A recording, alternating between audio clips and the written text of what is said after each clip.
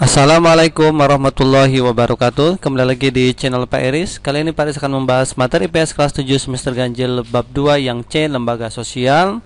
Ini part 2, jadi silakan lihat di part satunya ya. Di part 2 ini Pak Iris membahas lembaga agama dan lembaga ekonomi. Sebelum dimulai jangan lupa like, subscribe dan share. Semoga bermanfaat dan akan ada pemberitahuan apabila Pak Iris mengupload video pembelajaran yang lainnya. Mari kita bahas. Tujuan setelah menonton video ini, yang pertama, dapat menjelaskan lembaga agama. Yang kedua, dapat membuat dan mengisi tabel lembaga agama.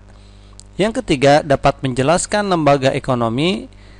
Dan yang keempat, dapat membuat dan mengisi tabel lembaga ekonomi. Mari kita bahas satu persatu. Yang pertama, lembaga agama. Lembaga agama adalah sistem keyakinan dan praktek keagamaan dalam masyarakat yang telah dirumuskan dan dibakukan. Apa fungsi lembaga agama? Yaitu sebagai berikut. Yang pertama, pedoman hidup antara diri dengan Tuhan, diri dengan manusia yang lainnya, diri dengan alam. Semisal dalam beribadah dengan Tuhan bagi umat Islam, tata cara sholatnya, manusianya dengan manusia, saling toleransi dengan alam, jangan merusak alam. Yang kedua, mencapai keselamatan, yaitu ingin selamat di dunia dan di akhirat. Yang ketiga, prinsip benar dan salah. Semisal kita tidak boleh berjudi, mabuk, membunuh, dan lain sebagainya. Berbuat yang benar pun kita harus bersedekah, berbuat baik, seperti itu. Yang keempat, pedoman berbuat baik. Tadi membantu orang lain ya. Yang kelima, kebahagiaan rohania. Seperti apa kebahagiaan rohania? Ketika kita membaca kitab suci. Yang kedua, kita bisa melakukan ibadah bagi Islam, umroh dan haji semisal. Dan yang keenam, identitas diri. Semisal kita memakai peci, baju koko, itu umat muslim. Bagi umat non muslim itu pun memiliki identitasnya. Perhatikan gambar-gambar berikut. Ini adalah tempat ibadah yang ada di Indonesia. Yang pertama adalah masjid, tempat beribadah umat muslim. Kemudian ada gereja, ada pura, ini untuk umat Kristen ya. Kemudian yang ketiga adalah untuk umat Hindu, pura.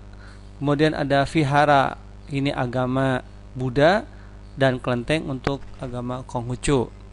Nah, inilah contoh bagaimana kita harus bertoleransi, berbuat baik ya, tidak saling menghujat satu sama lain sehingga terjadi konflik. Jangan, itu hindari ya.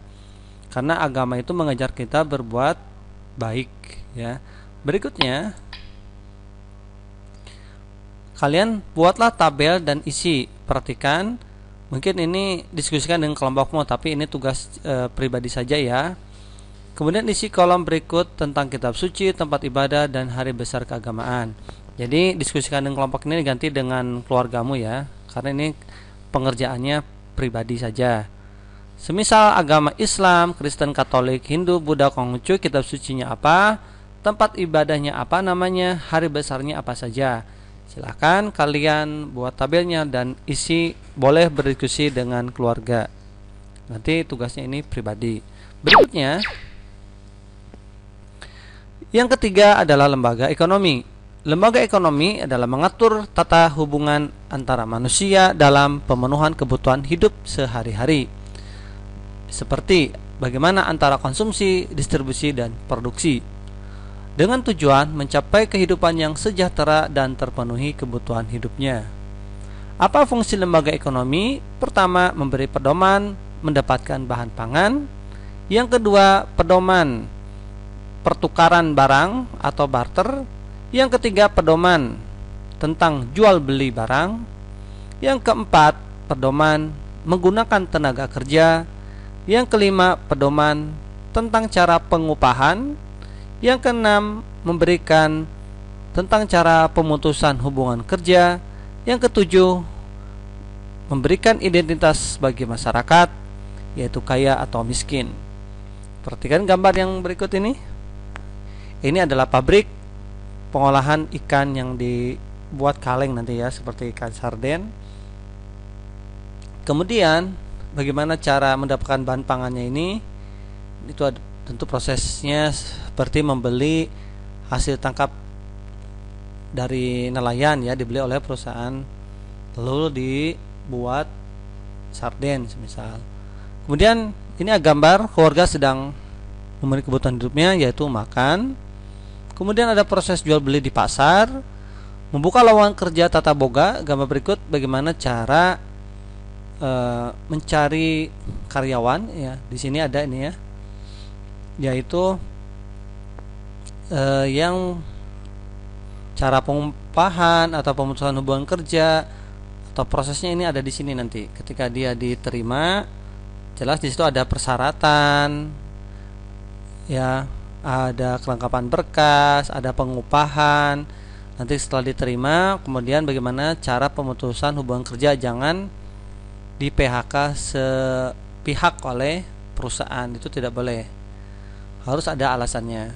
Kemudian ini ada gambar orang yang keren nih ya, pakai jas ya, mobil mewah. Ini identitas bagi masyarakat, dianggap orang kaya.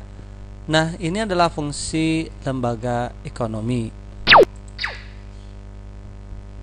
Yang keempat, kalian buatlah tabel dan isi. Perhatikan lembaga ekonomi di daerahmu, kemudian buatlah tabel dan isilah sesuai yang ada di daerahmu.